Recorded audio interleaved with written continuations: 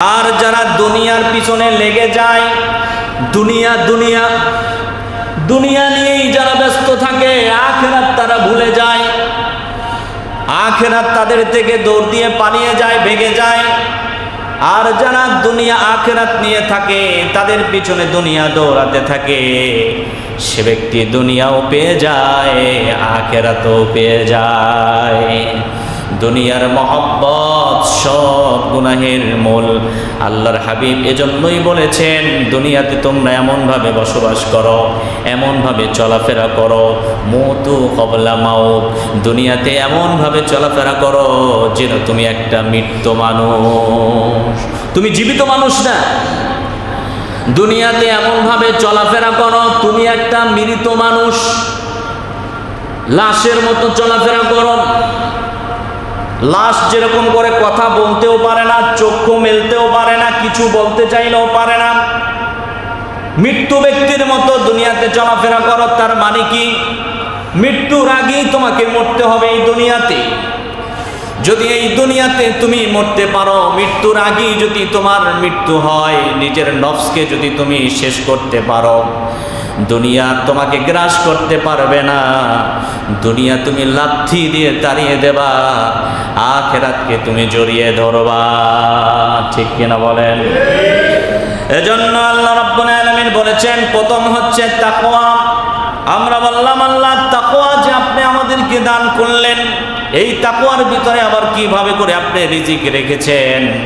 এবার আল্লাহ বলছেন, শোনো, ওয়ামান ইয়াত্তাকিল্লাহা ইয়াজআল লাহু মাখরাজা ওয়া ইয়ারযুকুহু মিন হাইসু লা ইয়াহতাসিব। ওয়ামান ইয়াত্তাকিল্লাহা, আল্লাহ বলছেন যারা আমাকে ভয় করে, ওয়ামান ইয়াত্তাকিল্লাহা ইয়াজআল লাহু মাখরাজা, তাদের উদ্দেশ্যকে আল্লাহ সফল করে দেন। ওয়ারযুকুহু মিন হাইসু লা ইয়াহতাসিব, কোন জায়গা থেকে তাদের রিজিকের ফয়সালা হয়েছে, কোন জায়গা থেকে তাদেরকে আল্লাহ পাক নেয়ামত দিচ্ছে, সে ব্যক্তি টেরও পাবে না। কিন্তু শর্ত হচ্ছে ভয় থাকতে হবে কার? আরো জোরে বলেন কার? আল্লাহর ভয় থাকতে হবে কলিজার ভিতরে। পৃথিবীর কেউ দেখবে না, কিন্তু একজন দেখে, তার নাম কি? রাতের আধারে কোন জায়গায় কি করতেছেন সবকিছু একজন দেখে, তার নাম কি? তিনি হচ্ছেন আল্লাহ, তিনি হচ্ছেন সামিউম বাসীর, তিনি হচ্ছেন আলা কুল্লি শাইইন কাদির, সবচাইতে পাওয়ারফুল, সবচাইতে ক্ষমতাশীল, তিনি হচ্ছেন সবচাইতে ক্ষমতাবান। আল্লাহ বলছেন, আমি শুনিও, আমি দেখিও, এবং গর্তের ভিতরে 7 জমিনের তলদেশে, 7ম তলদেশে, সেখানে পিপিলিকা কি বলে, সেখানে মাখলুকগুলো কি বলতে চায়, আমি আল্লাহ সব কিছু শুনি এবং দেখি। ইন্নাহু হুয়াস সামিউল বাসীর। কোথায় কোন কাজ করেছো, কার উপরে জুলুম করেছো, কাকে হত্যা করেছো, পৃথিবীর কেউ দেখে না, একজন দেখার আছে না নাই? আছে। কার উপরে জুলুম করেছো, কার উপরে অত্যাচার করেছো, কোথায় জিনা ব্যভিচার করেছো, রাতের আধারে কোথায় চুরি করেছো, কি করেছো না করেছো, একজন দেখেন, তার নাম কি? আরো জোরে বলতে হবে, তার নাম কি? আল্লাহ, যিনি সব কিছু দেখেন, যিনি সব কিছু শোনেন। কেউ যেটা শোনে না সেটা শোনেন কে? কেউ যেটা দেয় না সেটা দিতে পারেন কে? কেউ যেটা দেখেন না সেটা দেখেন কে? এজন্য আল্লাহ বলছেন, ও গোলাম, রাতের আধারের ভিতরে সব দরজাগুলো বন্ধ হয়ে গিয়েছে, অফিস আদালতগুলো বন্ধ হয়ে গিয়েছে, কিন্তু আমার রহমতের দরজা তোমার জন্য সব সময় খোলা রয়েছে, গুনাহ মাফের দরজাও তোমার জন্য খোলা রয়েছে। আমরা বললাম, আল্লাহ এটা কি আপনি কোরআনে বলেছেন? আমরা তো কোরআনকে বিশ্বাস করি। আল্লাহ বলছেন, হ্যাঁ হ্যাঁ, আমি এই কথাটাও কোরআন শরীফে বলে দিয়েছি। আমরা বললাম, আল্লাহ আপনি বলেন। এবার আল্লাহ বলছেন, শোনো, ইয়া ইবাদি, পড়েন, ইয়া ইবাদি লা তাকনাতু মির রাহমাতিল্লাহ ইন্নাল্লাহা ইয়াগফিরুয যুনুবা জামিআ। আমার কোন গোলাম ইয়া ইবাদি লা তাকনাতু মির রাহমাতিল্লাহ, আল্লাহ বলছেন ও গোলামেরা, হে আমার বান্দারা, তোমরা গুনার কাজ করেছো, অপরাধ করেছো, তোমরা আমাকে ভয় করে তোমরা ইস্তেগফার করো, তোমরা ফিরে আসো এবং তোমরা আমার রহমত থেকে নৈরাশ হও না। পার পরিমাণ গুনাহ করেছো, অন্যায় করেছো, অপরাধ করেছো, এখনো সময় আছে। লা তাকনাতু মির রাহমাতিল্লাহ, আমার দরজা এমন দরজা যেই দরজা দিয়ে কেউ ফেরত যায় না। কঠিন অপরাধ করেছেন, 99টা খুন করেছে, 99টা গুনার কাজ করেছে, তারপরে আল্লাহ তাকে মাফ করে দিয়েছে। আল্লাহু আকবার। কিন্তু আমরা শুধু আমাদেরকে শয়তান ওয়াসওয়াসা দিচ্ছে আর বলতেছে তওবা করলি তো করে ফেললি, হজ করলি তো করে ফেললি। আবার বহু হাজী সাহেব হজ ফরজ হয়েছে কিন্তু হজ করে না। জিজ্ঞেস করা হয়, ও ভাই তুমি হজ করো না কেন? বলে হুজুর হজ করলি তো তওবা করতে হবে, তওবা করলি তো আর গুনার কাজ করতে পারবো না। এরকম লোক আছে না নাই? আছে না নাই? আসতে বললেন কেন? তওবা করলেই তো মাপ চাইতে হবে, মাপ চাইলেই তো আর গুনাহ করতে পারবো না। একেবারে সব আকাম কুকাম যা আছে সব শেষ কইরা তারপরে হজ করুন। যত আকাম কুকাম আছে সব আগে শেষ করব। যেখানে যেখানে জমিন দখল করা দরকার সেখানে জমিন দখল করব। যেখানে যেখানে যা কিছু করা দরকার, কার হক নষ্ট করতে হবে সেই হক আগে নষ্ট করুন, তারপরে হজ করুন। যত জায়গায় যত সিটারি বাটপারি আছে, যত যা আছে, মানুষের হক নষ্ট করা থেকে শুরু করে যত যা আছে সব কিছু করব, তারপরে তওবা করব, পাগড়ি বাঁধবো, মেসওয়াক রাখবো, হাতে তসবিহ রাখবো, একেবারে গুনাহ মাফ হয়ে যাবে। আল্লাহ কয় গোলাম খবরদার খবরদার, জেনা করেছো, ব্যভিচার করেছো, অন্যায় করেছো, অপরাধ করেছো, সব কিছু করেছো, অনেক অন্যায় করেছো, শিরক পর্যন্ত তুমি করেছো। যদি আমার কাবা ঘরে এসে যদি তুমি তওয়াফ করো আর যদি খাস ভাবে তওবা করো আর যদি বলো লাব্বাইক আল্লাহুম্মা লাব্বাইক ইন্নাল হামদা ওয়ান নি'মাতা ওয়াল মুলক লা শারীকা লাক লাব্বাইক আল্লাহুম্মা লাব্বাইক, যখনই তুমি হাজিরা দিবা, যখনই তুমি আমার কাছে মাপ চাইবা, আমি তোমার গুনাহগুলো মাফ করে দিব।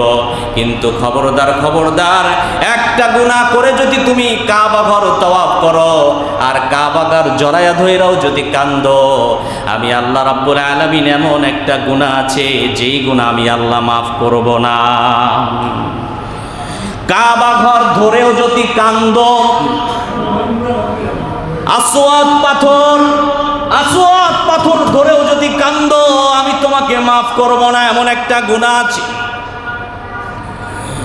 আমরা বললাম আল্লাহ সেই গুনাহটা কি? এবার আল্লাহ বলছেন সেই গুনাহটা হচ্ছে হকুল ইবাদ, বান্দার হক নষ্ট করা, বান্দার হককে নষ্ট করা।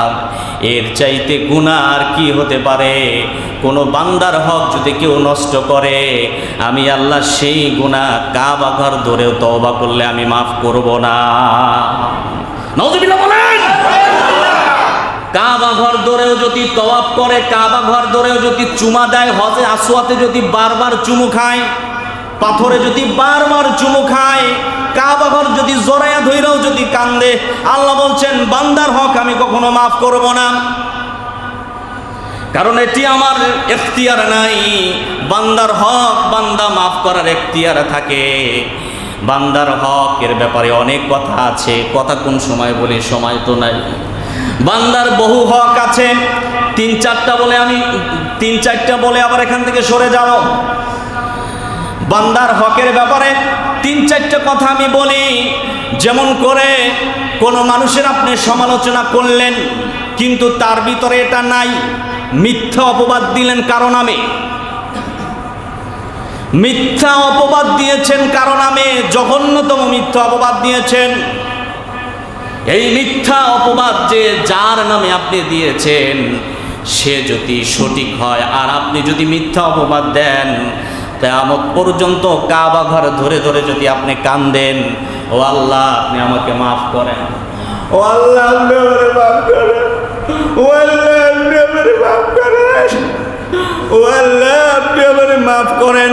আল্লাহ কয়, ও জি, ও হাজি, তুই তো হাজি না, তুই তো মানুষের হক নষ্ট করে তুই আমার কাবা ঘর ধরতে আসছ। ওই মানুষের হক আগে ঠিক কর, আগে তার কাছে মাপ চা, তারপরে আমি তোর গুনাহ মাফ করব, তার আগে তোর গুনাহ আমি আল্লাহ মাফ করব না। ঠিক কিনা বলে? বান্দার হকের এই একটা বললাম, যেটা গুরুত্বপূর্ণ, যেটা সমাজে চলতেছে সেটা বলে দিলাম। গুরুত্বপূর্ণ বিষয়। অনেকে অনেক কথা বলে, আমি চুপ হয়ে যাই। কারণ এই জন্য চুপ হই, কারণ আমি যেটা জানি না সেই বেতাও বলতে চাই না। কাফা বিল মারই কাযিবান আইয়ুহাদ্দিসা বিকুল্লি মা সামিয়া, যা শুনে তাই বলে সেটাই মিথ্যা হওয়ার জন্য যথেষ্ট। যেটা শুনেছে সেটাই এসে বলল, জাস্টিফাই করলো না, যাচাই বাছাই করলো না। শুনছে ইমাম সাহেব একটা কাজ করেছে, ইমাম সাহেব একটা কাজ করেছে, ওই কাজ করছে, এইটা শূন্যাই পুরা গ্রাম ভাইরাল করে দিয়েছে। কিন্তু ইমাম সাহেবের কাছে একবারের জন্য জিজ্ঞেস করলো না, হুজুর কি হইছে? এরকম মূর্খ আছে না? না আছে না? জিজ্ঞেস করে না। স্যাম্পল একটা উদাহরণ দিলাম আর কি। আল্লাহ বলছেন বান্দার হকের ভিতরে আরো একটা হক আছে। কেউ যদি কারো বিনা কারণে কারো জমিন দখল করে, কেউ যদি কারো সম্পদ দখল করে, কেউ যদি কারো এক চুল পরিমাণ সম্পদ দখল করে, আপনি কিয়ামত পর্যন্ত যদি কাবা ঘর ধরে ধরে আল্লাহর কাছে মাপ চান, ও আল্লাহ, আল্লাহ গো তোমার কাবা ঘরে আইছি, তুমি আমারে মাফ করো। আল্লাহ কইবে তুই আগে যা, যাইয়া ওই বান্দার হক ঠিক করে বুঝাইয়া দিয়ায় তারপর আমার কাছে মাপ চান। আরো আওয়াজ দিয়ে বলেন ঠিক কিনা? আগে ওখানে মাপ চা, তারপরে আমার কাছে আয়। কি পাইছো তুমি? বান্দাকে আল্লাহ ভালোবাসেন। আপনি ভালো না বাসতে পারেন, আমি ভালো না বাসতে পারি। আমরা বান্দা দেখলে, মানুষ দেখলে কেউ কেউ করি, কিন্তু আমরা ভালো না বাসতে পারি। কিন্তু আল্লাহর গোলামকে আল্লাহ সৃষ্টি করেছেন, আল্লাহ তার গোলামকে সবচেয়ে বেশি ভালোবাসে। ঠিক কিনা বলে? এজন্য আল্লাহর হাবিব বলেছেন, লা ইয়ারহামুল্লাহু মান লা ইয়ারহামুন নাস। যে ব্যক্তি মানুষের উপর রহম করে না, যে ব্যক্তি মানুষের উপরে দয়া করে না, যে ব্যক্তি মানুষের উপরে ইহসান করে না, সে ব্যক্তির উপরে আল্লাহ তার উপরেও দয়া করে না। মানুষের উপরে দয়া থাকতে হবে, ভালোবাসা থাকতে হবে, শিশুদেরকে ভালোবাসতে হবে, ছোট্ট ছোট্ট বাচ্চাদেরকে মহব্বত করতে হবে, তাদেরকে আদর স্নেহ করতে হবে, মাথায় হাত বুলিয়ে দিতে হবে, মুরব্বীদেরকে সম্মান করতে হবে। কারণ আল্লাহর হাবিব বলেছেন, মাল্লাম ইউক্কির কাবীরানা ওয়া লাম ইউক্কির সগীরানা। আল্লাহর হাবিব বলেছেন, যে ব্যক্তি মুরব্বীদেরকে সম্মান করে না, ছোটদেরকে স্নেহ করে না, সে আমার উম্মত নয়, সে আমার উম্মত নয়। যে ছোটদেরকে স্নেহ করে না আর বড়দেরকে সম্মান করে না, সে আমার কি নয়? উম্মত নয়। এজন্য আল্লাহ বলেছেন, ওয়া মাইয়াত্তাকিল্লাহা ইয়াজআল লাহু মাখরাজা। আল্লাহ রাব্বুল আলামিন বলেছেন, আমি তোমাদের জন্য রিজিক রেখেছি তাকওয়ার ভিতরে। তোমার ভিতরে যদি তাকওয়া থাকে, তুমি কখনোই চুরি করতে পারবা না। তোমার ভিতরে যদি আমার ভয় থাকে, অন্যের জমিন দখল করতে পারবা না। তোমার ভিতরে যদি আমার ভয় থাকে, অটো চুরি করতে পারবা না। তোমার ভিতরে যদি আমার ভয় থাকে, হুন্ডা চুরি করতে পারবা না। তোমার ভিতরে যদি আমার ভয় থাকে, মসজিদের জুতা চুরি করতে পারবা না। তোমার ভিতরে যদি আমার ভয় থাকে, মিথ্যা কথা বলতে পারবা না। তোমার ভিতরে যদি আমার ভয় থাকে, পরনারী স্পর্শ করতে পারবা না। তোমার ভিতরে যদি আমার ভয় থাকে, কোনো পরনারীর দিকে স্পষ্ট করে তুমি তাকাতে পারবা না। তোমার ভিতরে যদি আমার ভয় থাকে, কোনো মানুষের সম্পদ আত্মসাৎ করতে পারবা না, এতিমদেরকে ঠকাতে পারবা না। তোমার ভিতরে যদি আমার ভয় থাকে, নামাজ ছেড়ে দিতে পারবা না। তোমার ভিতরে যদি আমার ভয় থাকে, রমজান মাসে রোজা ফরজ তুমি ছেড়ে দিতে পারবা না। ঠিক কিনা বলে? এজন্য আল্লাহ রাব্বুল আলামিন বলেছেন, ওয়ামান ইয়াত্তাকিল্লাহা ইয়াজআল লাহু মাখরাজা, যার ভিতরে আমার ভয় থাকবে তার রিজিকের সন্ধান আমি আল্লাহ ব্যবস্থা করে দিব। ওয়া ইয়ারযুকুহু মিন হাইসু লা ইয়াহতাসিব, কোন জায়গা থেকে রিজিক দিব সে টেরও পাবে না তার রিজিক কোন জায়গা থেকে আসতেছে, বুঝতেই পারবে না যে রিজিক আসে কোন জায়গা থেকে। অনেক সময় আমরা রিজিক নিয়ে টেনশনে থাকি, কিন্তু আল্লাহ বলছেন এই জমিনের উপরে এমন কোনো প্রাণী নাই, এমন কোনো জীব নাই, এমন কোনো মাখলুক নাই যার রিজিকের ফয়সালা আমি আল্লাহ করি না। আল্লাহু আকবার। আমরা বললাম আল্লাহ এই কথাটা আপনি কোরআন শরীফের কোথায় বলেছেন? এবার আল্লাহ বলছেন এই কথাটা আমি 12 নম্বর পারার 1ম নাম্বার লাইনে 1ম নাম্বার পৃষ্ঠা আমি বলেছি, ওমা মিন দাব্বাতিন ফিল আরদি ইল্লা আলাল্লাহি রিজকুহা ওয়া ইয়ালামু মুস্তাকাররাহা ওয়া মুস্তাওদাআহা কুল্লুম ফি কিতাবিম মুবিন। এই গোটা জমিনের ভিতরে এমন কোনো জায়গা নাই যেখানে আমি আল্লাহ রিজিকের ব্যবস্থা না করেছি। সব মাখলুকের রিজিকের ফয়সালা আমি আল্লাহ করেছি। আমি কাফেরদেরকেও খাওয়াই, মুশরিকদেরকেও খাওয়াই, বেনামাজিদেরকেও খাওয়াই, নামাজি ব্যক্তিদেরকেও আমি খাওয়াই, ভালো ব্যক্তিদেরকেও খাওয়াই, খারাপ মানুষদেরকেও আমি খাওয়াই। রিজিক আমি আল্লাহ রেখেছি, কিন্তু যেই দিন রিজিক বন্ধ হয়ে যাবে পৃথিবীর কোনো মানুষ মিলে তাকে এক ঢোক পানি খাওয়াতে পারবে না। ঠিক কিনা বলে? মৃত্যু যখন চলে আসবে পানি খাওয়াতে চাইলেও পানি খাওয়াতে পারবে না, কারণ পানিটাও নির্ধারণ করেছেন কে? কে করেছেন? আল্লাহ করেছেন। এক ঢোক পানিও গিলতে পারবে না মৃত্যুর সময়, যখন মৃত্যু চলে আসবে। ইযা জাআ আজালুহুম লা ইস্তাখিরুনা সাআতাও ওয়া লা ইস্তাকদিমুন, যখন মৃত্যু চলে আসবে 1 সেকেন্ড এদিকেও হবে না ওদিকেও হবে না, সাথে সাথে মালাকুল মউত তার জান কবজ করে ফেলবে। আমরা তো কখনো কখনো বলি গাড়ির ভিতরে অ্যাক্সিডেন্ট করছে, আজরাইল কি আর জায়গা পাইল না? গাড়ি থেকে নামার পরে তার জানটা কবজ করত, কিন্তু না না না, তার মৃত্যু ছিল ওই টাইমে। তিনি গাড়ির ভিতরে অবস্থান করতেছিলেন, ওই সময় তার মৃত্যুটা ছিল। যে সময় তার মৃত্যু হবে সেই সময় সে গাড়ির ভিতরে ছিল। এজন্য আজরাইল কয় তোর তো মৃত্যু এখনই দরকার।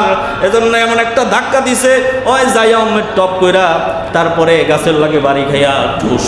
আছে না নাই? আবার গাড়ির ভিতরে ডার্লিং লইয়া চলে, এরকম আছে না নাই? হোন্ডার পিছনে লয় ডার্লিং এর, আছে না নাই? এমনি ধরে, এমনি এমনি ধরে, আছে না নাই? ধরে ধরে ধরে আজরাইল আবার এমনি করে, এমনি করে, এমনি করে, করতে করতে করতে করতে আজরাইল কয় সময় আয়ে গেছে, তোর সময় আয়ে গেছে। পড়ে গেছে, আছে না না? কথা কয় না, মানে আজরাইলের আর সহ্য হয় নাই, আল্লাহরও সহ্য হয় নাই। তুই গাড়ি কিনছ ভালো কথা, তোর গাড়ির ভিতরে সবার আগে যারে উড়াবি তোর আম্মানে উড়াবি। কথা কয় না? প্রথম গাড়ি কিনছ, গাড়ি কেনার সাথে সাথে তোর আব্বারে তুই গাড়িতে উঠাবি, তারপরে তোর আব্বাকে বলবি, তোর আম্মাকে বলবি, ও মা তোমাকে গাড়িতে আগে উঠাইছি, তুমি আমার জন্য দোয়া করে দাও। আল্লাহ বলবে, ও আল্লাহ, মা বাবা বলবে, আল্লাহ আমার ছেলে আমাকে প্রথম হুন্ডায় উঠাইছে, হুন্ডায় গাড়িতে উঠাইছে, জিপ গাড়ি কিনছে, জিপ গাড়িতে আগে উঠাইছে। ও আল্লাহ আমার কলিজাটা ভরে গিয়েছে, তুমি ওর কলিজার ভিতরে শান্তি দান করে দিও।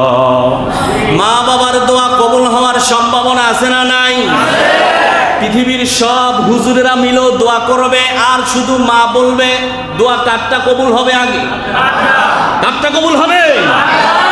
যারা মা বাবার সাথে বেয়াদবি করে, মায়ের সাথে যারা বেয়াদবি করে, অকথ্য ভাষায় তুই তাহারি যা ইচ্ছা তাই বলে, মাকে মারেও, এরকম বেয়াদব আছে না নাই?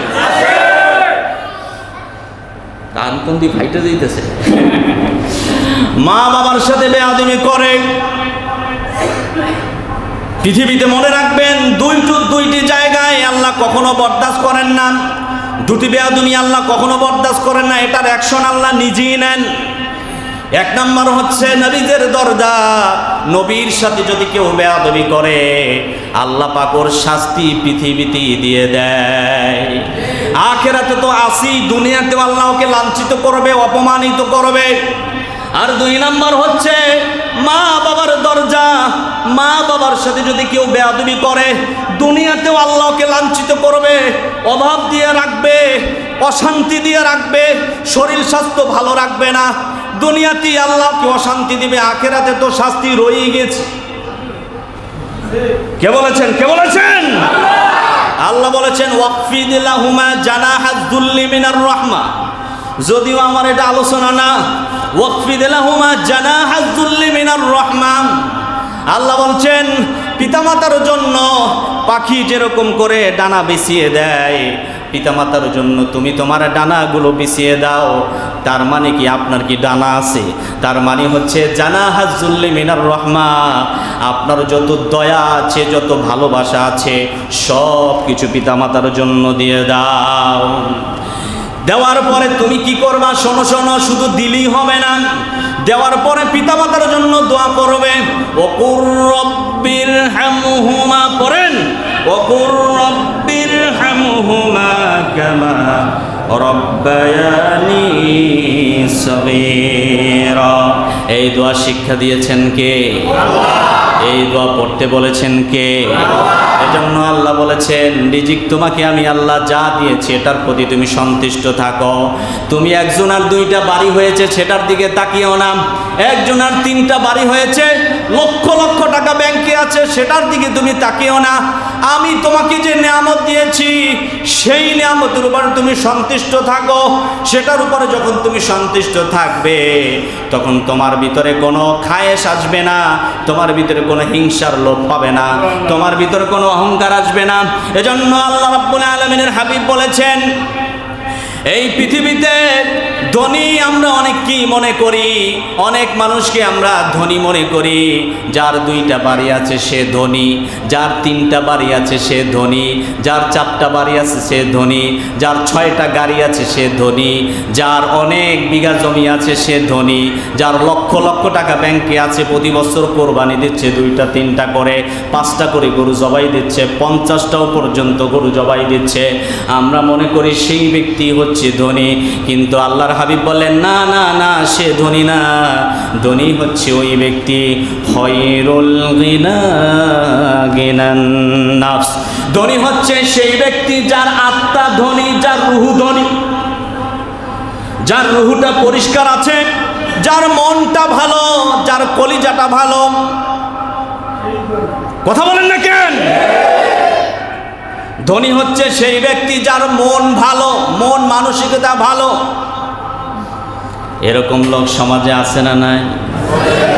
মন মানসিকতা ভালো, খুব ভালো মনের মানুষ আছে না নাই? আল্লাহ বলছেন যারা ভালো মনের মানুষ তাদেরকে আমি পছন্দ করি। আল্লাহর হাবিব বলেছেন যারা ভালো মনের মানুষ তাদেরকে আমি আল্লাহ পছন্দ করি। ভালো মনের মানুষ, মন মানসিকতা ভালো, তারাই হচ্ছে ধনী। খয়রুল গিনা গিনান নাফসি।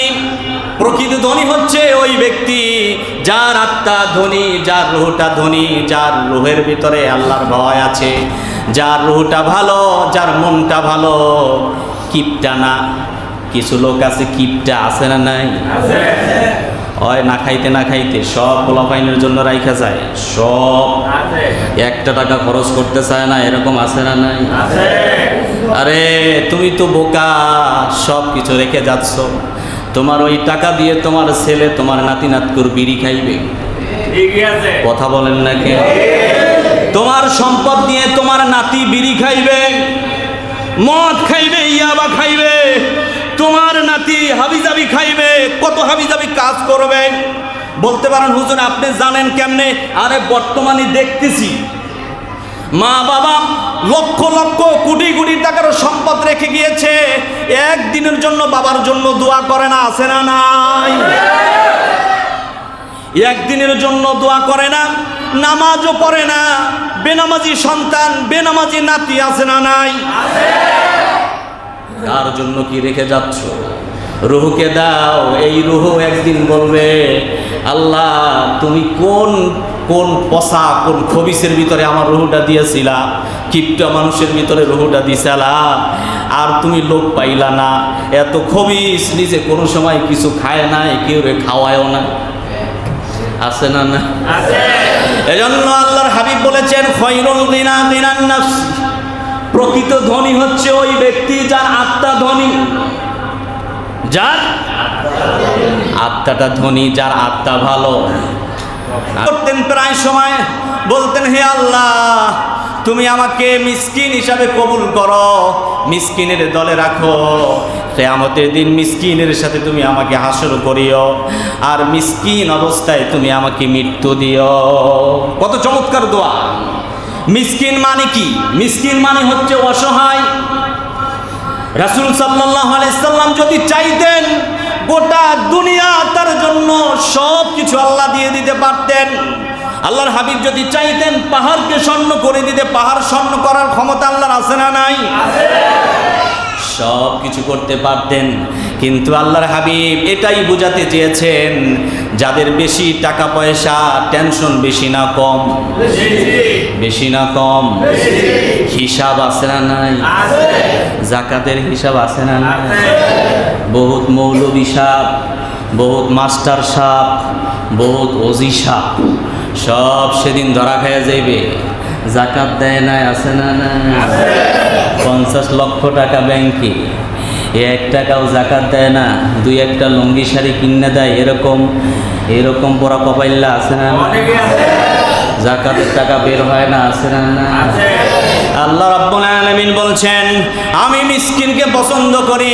মিসকিনরত অবস্থায় আল্লাহর হাবিব বলেছেন, আমার যেন মৃত্যু হয়, মিসকিনদের সাথে যেন আমার আচর হয়। কারণ যারা অসহায় থাকে, অভাব অবস্থায় যারা থাকে, তাদের তেমন কোনো টেনশন নাই। যারা অভাবের ভিতরে থাকে, সমস্যার ভিতরে থাকে, তাদের সব সময় টেনশন একজনকে নিয়ে, তার নাম কি? আর যখন বেশি টাকা পয়সা হয়, বেশি বাড়ি গাড়ি হয়, আল্লাহরে ভুলে যায়, মনের ভিতরে অহংকার চলে আসে, ঠিক কিনা বলেন? পোশাকের কারণেও তোমার নাজাতের উসিলা হয়ে যেতে পারে। পোশাকটাও তোমাদের তাকওয়ার ভিতরে রেখে দিও, কারণ পোশাকটাও তোমাদের জন্য ইসলামের একটা মানদণ্ড হতে পারে। ইয়া বানি আদম খুযু যিনাতাকুম ইনদা কুল্লি মসজিদ, যখন তোমরা মসজিদে প্রবেশ করো, এই মসজিদে প্রবেশ করার সময় সেটার ভিতরে একটা তাকওয়া আছে। সুন্দর জামা কাপড় পরে মসজিদে প্রবেশ করো।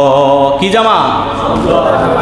সুন্দর জামা কাপড় পরে পছন্দ করে, যেটা তুমি সবচাইতে বেশি পছন্দ করো, সেই জামা পরে তুমি মসজিদে নামাজে দাঁড়াও।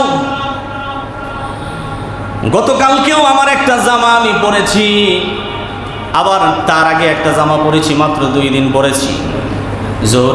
জোহরের সময় গোসল করার পরে চিন্তা করলাম, যেটা 2 দিন পরছি এটা পরে আল্লাহর সামনে দাঁড়াবো না, যেটা আরও বেশি সুন্দর আছে সেটা পরে দাঁড়াবো। সেইটা পরে জোহরের নামাজ পড়লাম গতকালকে। সবচাইতে সুন্দর জামা, সুগন্ধি আছে, এমন জামা পরে আপনি আল্লাহর সামনে দাঁড়াবেন, এমন জামা পরে দাঁড়াবেন। কারণ ফেরাউন যে ছিল, ফেরাউনের সাথে যারা ছিল, ফেরাউন ছিল কাফের, আর কাফেরের সাথে যারা ছিল তারাও ছিল কাফের। কিন্তু ফেরাউনের পোশাক মুসা আলাইহিস সালামের মতো ছিল না। মুসা আলাইহিস সালামের পোশাক ছিল ফেরাউনের যারা কর্মী ছিল তাদের। বুঝতে পারছেন? ফেরাউনের যে পোশাকটা ছিল, সেই পোশাকটা মুসা আলাইহিস সালামের মতো ছিল না। কিন্তু মুসার যে পোশাক ছিল, মুসার গায়ে যে শরীরে যেটা ছিল, যেই জামা, সেই জামা পছন্দ করে ফেরাউনের কর্মীরা, ফেরাউনের জাদুকররা যারা ছিল, তারা সেটা পছন্দ করে সেটা তারা গায়ে দিত। ফেরাউনের পোশাক তারা পছন্দ করতো না। আল্লাহ রাব্বুল আলামিনের কাছে এটা খুব পছন্দ হয়েছে, আল্লাহ রাব্বুল আলামিনের কাছে এটা খুব প্রিয় হয়েছে। এজন্য মুসা আলাইহিস সালামের একটা জাদু দেখে, মুসা আলাইহিস সালামের একটা মুজিজা দেখে ফেরাউন হাজার হাজার জাদু করেছে, কিন্তু মুসা আলাইহিস সালাম একটা মুজিজা দেখিয়েছে। একটা মুজিজা দেখার কারণে আল্লাহ রাব্বুল আলামিন ফেরাউনের যারা জাদুকর ছিল তাদের পোশাক মুসা আলাইহিস সালামের পোশাকের মতো ছিল। তারা মুসা আলাইহিস সালামের পোশাকের মতো পোশাক বানিয়ে গায়ে দিয়েছে। আল্লাহ রাব্বুল আলামিনের কাছে এটা খুব পছন্দ হয়েছে। আল্লাহ বলতেছেন যে আমার ফেরাউনের পোশাক মুসার পোশাকের মতো না, কিন্তু আমার মুসার মতো হচ্ছে ফেরাউনের কর্মচারীদের পোশাক, জাদুকরদের পোশাক। আমি আল্লাহ তাদের প্রতি খুব মায়া লেগেছে, তাদের প্রতি খুব ভালোবাসা লেগেছে। আমি আল্লাহ তাদেরকে হেদায়েত দান করে দেব। আল্লাহ রাব্বুল আলামিন মুসা আলাইহিস সালামের পোশাককে ফলো করে তারা পোশাক বানিয়ে গায়ে দিয়েছে। এই জন্য আল্লাহ তাদেরকে হেদায়েত দান করেছে। একটা মুজিজা দেখে সাথে সাথে কালেমা পড়ে মুসলমান হয়ে গিয়েছে। কিন্তু ফেরাউন প্রায় 11টা মুজিজা দেখেছে, একবারও মুসা আলাইহিস সালামের প্রতি ঈমান আনে নাই। ঠিক কিনা বলেন? একবারও মানে নাই। বরঞ্চ যখন মুসা আলাইহিস সালামের লাঠিটা ফেলে দিয়েছে, মুসা আলাইহিস সালামকে আল্লাহ রাব্বুল আলামিন বললেন তুমি তোমার লাঠিটা ফেলে দাও, ছেড়ে দাও লাঠি।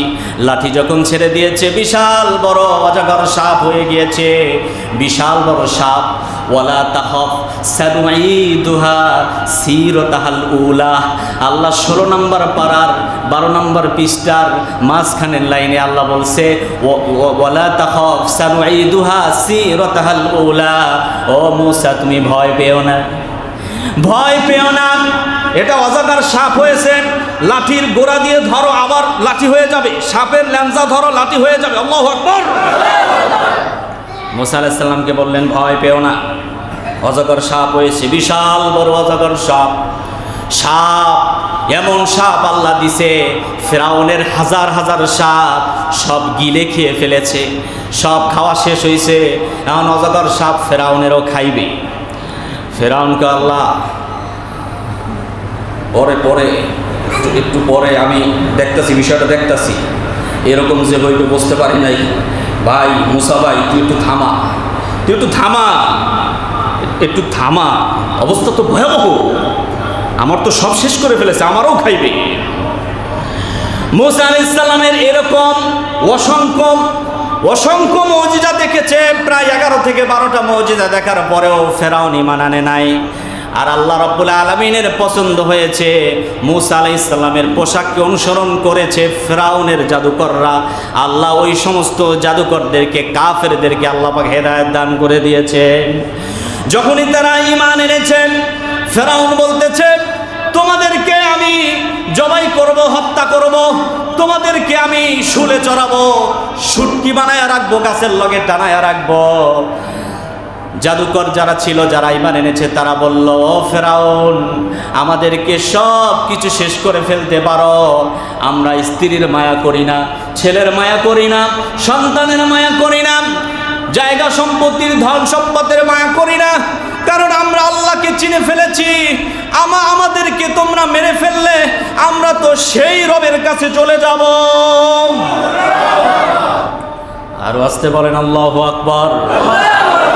তোমরা যে আমাদেরকে মেরে ফেলবা, মেরে ফেলার পরে আমরা তো এখানে থাকবো না, আমাদের রুহু আল্লাহ তার কাছে নিয়ে যাবেন। ঠিক কিনা বলেন? মানুষ মারা যাওয়ার পরে রুহু কোথায় যায়? কোথায় যায়? আর বদকার যারা পাপিষ্ঠ যারা আছে, পাপিষ্ঠ আছে না নাই? এদের রুহু কোথায় যায়? হ্যাঁ, আল্লাহর কাছে। জাহান্নামে নিক্ষেপ করা হয়, সিজ্জিন নামক স্থানে তাদের রুহু আল্লাহ পাক নিক্ষেপ করে ফেরেশতারা, যা বেটা তুই পাপিষ্ঠ, তোর রুহু আসমানে ওঠার ক্ষমতা নাই, তোকে আসমানে আল্লাহ উঠতে নিষেধ করেছেন, তোর দরজা, আসমানের দরজা বন্ধ, তোকে জাহান্নামে নিক্ষেপ করব। সেটা হচ্ছে এই জমিনের তলদেশে আল্লাহ পাক জাহান্নাম বানিয়ে রেখেছেন, সেই জাহান্নামে সিজ্জিন নামক স্থানে আল্লাহ তাদেরকে রুহু পাঠিয়ে দেন। নাউজুবিল্লাহ। সবাইকে হত্যা করলাম, সব কিছু শেষ। গাছের ভিতরে শুটকি বানিয়ে রেখেছে, শুলে চড়িয়েছে, প্রাণের মায়া করল না। জীবনটা দিয়ে দিল কিন্তু ঈমান দিল না, জীবন দিল কিন্তু ঈমান দিল না। এই সমস্ত ব্যক্তি যারা আল্লাহর জন্য জীবন দিয়ে দেয়, যারা আল্লাহর জন্য হয়ে যায়, যারা মুমিন হয়, তাদেরকে যখন আল্লাহ বলবে ও মুমিনেরা তোমরা জাহান্নামের জান্নাতের সামনে যে পুলসিরাত আছে সেই পুলসিরাতের সামনে, সেই পুলসিরাতের উপর দিয়ে পার হয়ে তোমরা জান্নাতে আসো। মুমিন ব্যক্তি পুলসিরাত পার হওয়া ধরবে,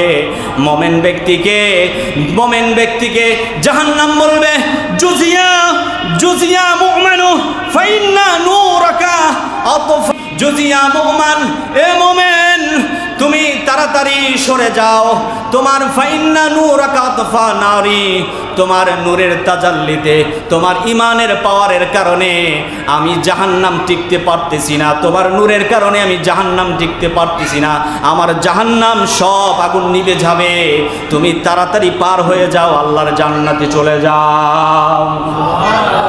জাহান্নাম তাদেরকে দেখে ভয় পাবে। জুজিয়া মুমিনু, হে মুমিন তাড়াতাড়ি ভেগে যাও, আমার আগুন তো নিভে যাচ্ছে। আল্লাহু আকবার, বের হয়ে যাও তাড়াতাড়ি, পুলসিরাত পার হয়ে তাড়াতাড়ি জান্নাতে চলে যাও, পুলসিরাতের আগুন তো নিভে যাবে। আর বদকারেরা তারা যখনই পার হওয়া শুরু করবে টাস টাস করে জাহান্নামে পড়ে যাবে, জাহান্নাম গিলে খেয়ে ফেলবে, পড়ার সাথে সাথে মুহূর্তের ভিতরে সব শরীরটা পানি হয়ে যাবে, একেবারে গলে পুড়ে ছারকার হয়ে যাবে। এজন্য আল্লাহ বলছেন মুমিন হও, আমার ভয় রাখো, এই দুনিয়াতে তুমি চিরকাল থাকতে পারবা না, আখেরাতের জিনিসগুলো তুমি ক্রয় করে আজরাইলকে তোমাকে সতর্কবাণী দেওয়ার জন্য পাঠিয়েছি। আজরাইলের কথা তোমাকে বারবার বলেছি, আজরাইলের কথা, মৃত্যুর কথা স্মরণ করে করে মৃত্যুর জন্য প্রস্তুতি নাও, লেনদেন ঠিক করো, হিসাব নিকাশ ঠিক করো, সম্পদগুলো ঠিকঠাক করো, পাই টু পাই সব বিষয় তুমি খেয়াল করো, তোমার যা কিছু যাবতীয় আছে, কেউ যদি তোমার কাছে টাকা পায় টাকার হিসাবগুলো তুমি সুন্দরভাবে বুঝিয়ে দাও, পাই টু পাই তুমি হিসাব রাখো, আর মৃত্যুর জন্য প্রস্তুতি থাকো। আল্লাহ বলছেন এরকম মৃত্যু যাদের হবে, মৃত্যু কখন আসবে, কোন জায়গা থেকে তার রূহ বের হবে টেরও পাবে না কোথা থেকে তার রূহ গিয়েছে। যখন তাকে মৃত্যু হয়ে যাবে, আজরাইল যখন তার জান কবজ করে ফেলবে, মৃত্যু ব্যক্তিকে যখন কবরে রাখা হবে, মৃত্যু ব্যক্তি বলবে ইয়া লাইতানা কদ্দাম লানা ওয়াদ নারা তাকাল্লুবা ওয়াজহিকা ফিস সামা। আবার তারা বলবে ইয়া লাইতানা, আবার এই কথা তারা বলবে আমরা কোথায় এসেছি, তারা বলবে আমাদেরকে একটু উজুর পানি দাও। ফেরেশতারা বলবে এই জায়গা উজুর পানি না, তোমার মৃত্যু হয়েছে, তুমি এখন কবরে আছো। আল্লাহু আকবার, চিন্তা করেন আপনি। ফেরেশতারা বলবে ওই বান্দাকে যে তোমার মৃত্যু হয়েছে, তুমি এখন কবরে আসো, তোমার নামাজ টামাজ উজু টুজু এগুলো কিছু দরকার নাই, তুমি মুমিন। এবং তাকে এমন ঘুম পাড়িয়ে দাও কিয়ামত পর্যন্ত সে যেন ঘুমাতেই থাকে। আল্লাহু আকবার। মৃত্যু ব্যক্তি কিয়ামত পর্যন্ত খালি ঘুমাবে, এক ঘুমে একবারে উঠবে কিয়ামতের দিন, এর আগে আর তার কোনোদিন ঘুম ভাঙবে না। এজন্য বেশি ঘুমায়েন না, এমন একটা সময় আসবে আপনাকে কেউ জাগাবেন না, ঠিক কিনা বলেন? কেউ জাগাতে চাইলেও আপনি জাগবেন না, এরকম একটা সময় আসতেছে। রেডি থাকেন, তওবা করে আগে রেডি থাকেন। ওই অনেকে বেহাটা হইয়া হারাজন খাইছে সুদ আর ঘুষ খাইয়া, এবার আল্লাহ মৃত্যুর সময় মুখটারে আছে না নাই? রাগ হইলেন নি? কেউ রাগ হয়েছেন নি? আসতে কন, জোরে কন। মুখ টুক বেহা হইয়া এককালে মানে এমনি রয়েছে, হুজুরের একটু আন। কোন হুজুরের? আমগো মসজিদের ইমাম সাহেবের আন, ঠিক আছে? অথচ ইমাম সাহেবের ও হারা জনম বাস দিছে, আছে না নাই? আইসে কি কি কি কি কি কি করাই তৈব? হুজুর আমার একটু তওবা করান, হুজুরকে আস্তাগফিরুল্লাহ, ওকে আস্তাগফিরুল্লাহ, ঠিক আছে? পড়তে তো পারে না, মুখ বাঁকা হয়ে গেছে, হারাম খাইতে খাইতে ওর জীবনটা ইমান আমল শেষ করে দিছে।